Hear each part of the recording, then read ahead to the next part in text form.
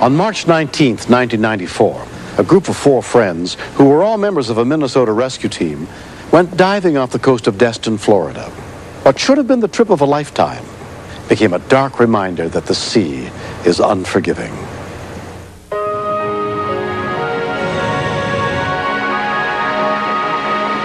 I had a feeling something was going to go wrong.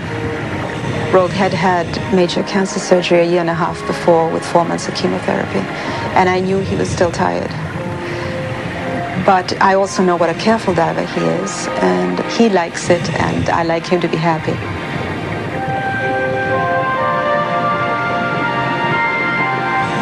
Cliff Schmidt was the most experienced diver in the group.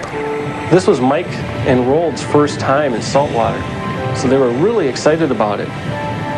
Most of the diving we do at home is black water diving in ponds and rivers, removing cars, looking for evidence, bodies.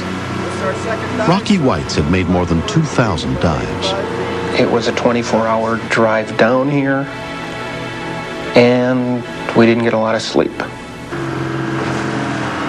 Although he never dived in the ocean, Mike Hubrid had been freshwater diving for 4 years. Me and Roald Knudsen were partnered up, but between the first and second dive, I felt a little motion sickness, so I just decided just to stay on top. Roald then went over to Cliff and Rocky and asked them if he could partner up with them. Yeah, I'll stay in the center, Rocky on this side, and you on my side, and we'll just dive tight, okay? We really are a close-knit group. We know breathing patterns, we know how people are feeling, so I had no concern.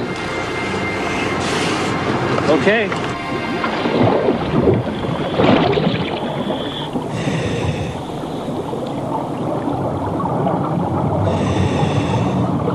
The Florida trip was basically a fun dive and also a learning dive.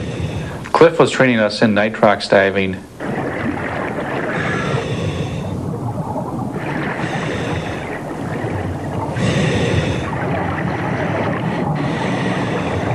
Roll and Cliff were wearing the Aga mask that encloses your full face.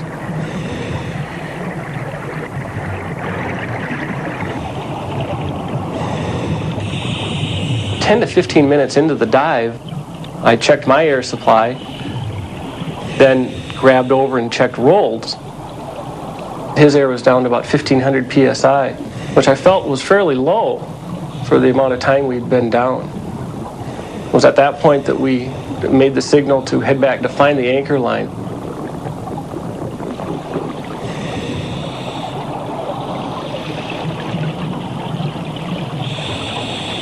I didn't find it.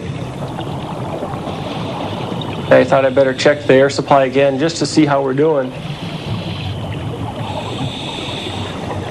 Rold is now down to 1,000 psi, and I was really kind of shocked, thinking that, wow, he's really going through air. Cliff looked at me, motioned up, which kind of caught me by surprise.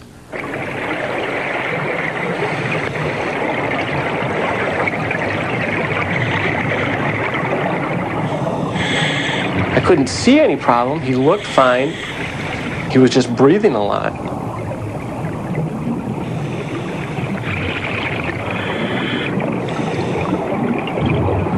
Cliff was rotating, looking for the anchor line, and Roald just bolted away from us, headed for the surface. I still don't understand why he didn't do what we're trained to do, just borrow air from Cliff or myself.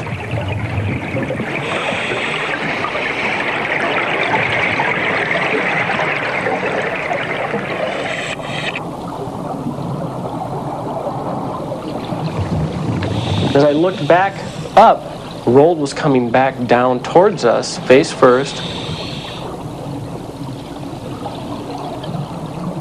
He was headed for the bottom at a very fast rate of descent, with his hands just dangling behind his body. He hit the bottom in about 83 feet of water, face first, right on.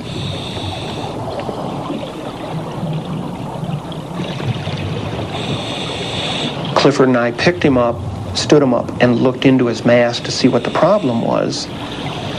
and his face was distorted.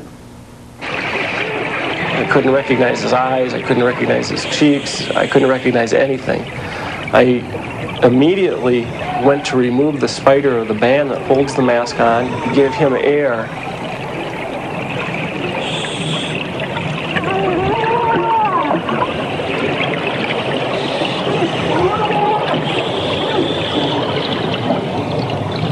I don't know what dead people look like, but this was it. His tongue was sticking out as far as a tongue could possibly go.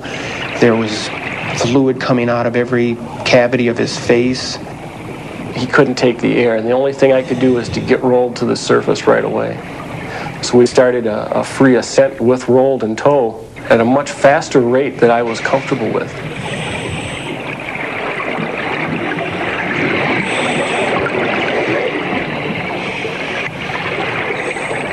I felt this would be nothing more than an exercise in bringing a corpse to the surface.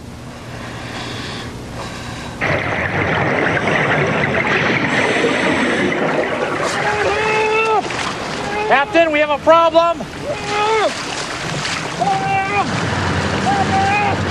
All I was thinking is that, my God, somebody that I had certified, I have known as a personal friend, I took him on a dive, and now he's dead. I don't know what happened. He sucked back to the bottom. He just couldn't tell it was him. Best word to describe it, the big gigantic hickey. You can see the perfect outline of the mask. Some oxygen for him. I do first aid as a normal duty with the Sheriff's Department. And I started positive pressuring him. And in positive pressuring, you're actually putting as much oxygen as you can into the victim's lungs.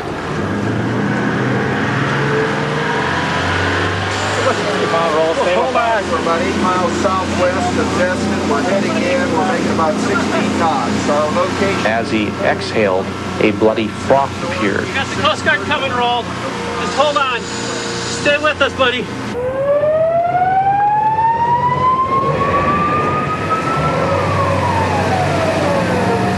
Hold on, we're going to be there in a minute. Within 3 minutes, they had a pulse back. If I were to ever be involved in a diving accident, I would want that same group of people to be there for me. The Coast Guard boat brought Okaloosa County paramedic Dan Harris to the scene. Diving. We brought him up from 83 feet unconscious. He looked like the old sci-fi human fly type thing. His whole face was probably going on a half again its normal size. Clear! Valve's clear! My fear is, can I get this man to a dive chamber alive? But to my surprise, he's talking to me.